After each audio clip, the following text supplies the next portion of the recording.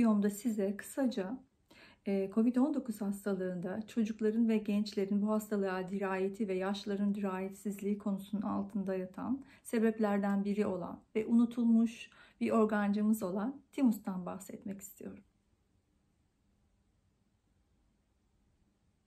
Evet, çoğumuz hatırlıyoruz. Timus diye bir organımız var. Yerini hatırlayan var mı? Göğüs kafesinin arkasında, bu sternumun arkasında bir organ. Çocuklarda vardır, büyüdükçe yok olur diye belki bilgileri biliyorsunuzdur. Şimdi onların altına anlatacağım. Şimdi timus bağışıklıkla ilgili bir organ. T harfi, T lenfositler var ya, gene bu viral bağışıklıkta kullandığımız, oradan geliyor. Timustan dolayı T harfi diyoruz. B lenfositler var, T lenfositler var. T'lerin adı timustan dolayı geliyor. Timus organcığı, minicik bir şey zaten. Doğumdan sonra bir miktar büyüyor. Ergenli yaşlarda en büyük volümüne ulaşıyor. O da yani ola ola 35 gramcık. Daha sonra 25'li yaşlarda 25 grama kadar aslında düşüyor. Ama 60 yaşta baktığınızda neredeyse herkeste 15 gramın altında oluyor. Ve 70 yaşların üstünde de 5 gram kadar kalıyor. Yani küçücük bir şey ve giderek shrink ediyor. Yani içine doğru çekiyor, küçülüyor. Fonksiyonu ne? Neden küçüldüğüne gelmeden önce fonksiyonu ne? Niye bizim timusumuz var? Timus bir okul.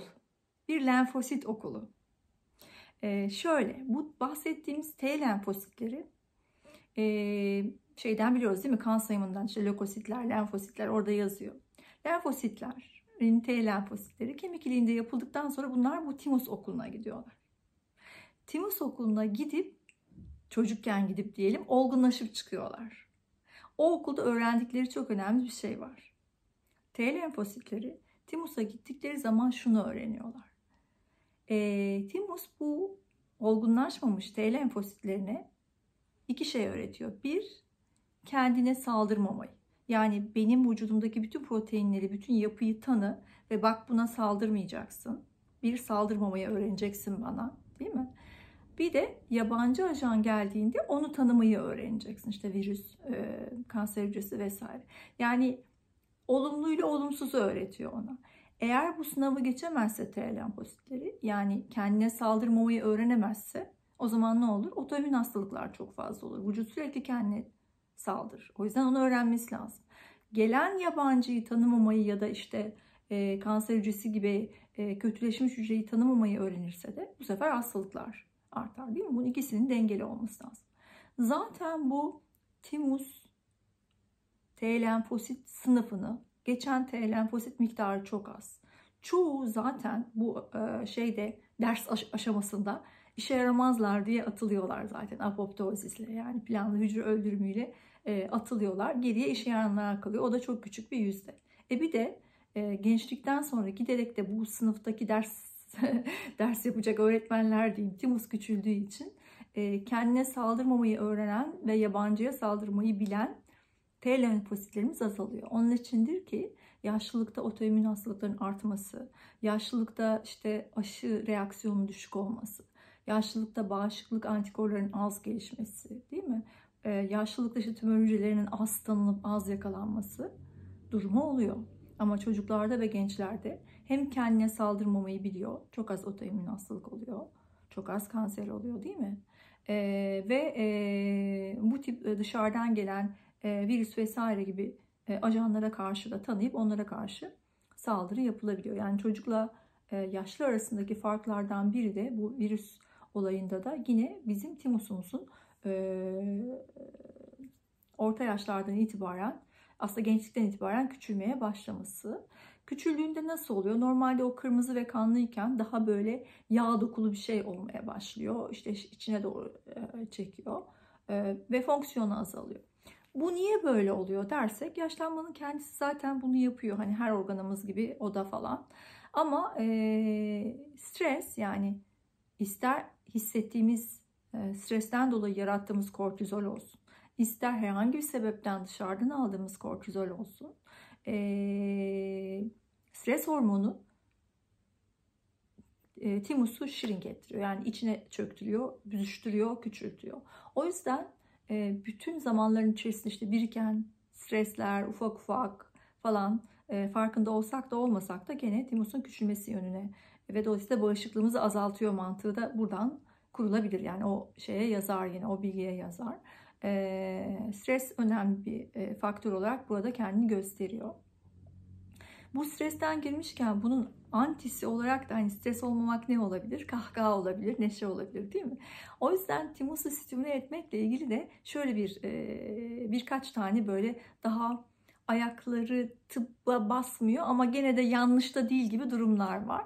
Kahkaha atarsak eğer yüksek sesle, kahkahanın yarattığı titreşimin, o vibe'ın timusu titreştirerek hani oradaki kan akımını ve fonksiyonunu arttıracağı söylenerek bir timüs stimülasyonu bağışıklık için önerilmiş. Ama bu zaten her şekilde mantıklı. Çünkü sahte de olsa gülümseme, kahkaha atmanın kortizol bastırıcı, endorfin, mutluluk hissiyatı veren maddeleri çıkarıcı bir yönü olduğuna göre sahte de olsa kahkaha her zaman bağışıklık açısından çalışır. Bu bir. Kaldı ki gerçekten olursa daha da iyi. İkincisi de gene hani stresten ve timustan girersek, bizim Anadolu'da da yakınlarını kaybedenlerin ağıt yakarken göğüslerine vurduklarını biliriz, değil mi? Tam da bu iman tahtası denen yere şu şekilde vururlar. Yine bu vurma hikayesinin de aslında tapping, timus tapping, yani buraya bu şekilde sesimi de titreştirecek şekilde vurarak timusu bir miktar daha aktive etmeye çalışmakla ilgili yine böyle yandan zararı da olmayan öneriler var ve denenebilir. Yurt dışında timusun içerisindeki peptitleri böyle supleman gibi konumlandırıp markete koymuşlar. Timik peptitler diye, timozin diye, yine timusun bir hormonu. Bunlar var. Medikal etkinliği üstüne bir yorumum yok ama zarar olduğunu da düşünmüyorum. Bunlar kullanılıyor. Çinkonun timusun fonksiyonlarında çok önemli olduğunu, dolayısıyla da bağışıklıkla da zaten ilgisi olması bakımından gene burada çinkoyu hatırlamamız gerektiğini söyleyelim. Bu videodaki amaç, timus organcığımızı unuttuk.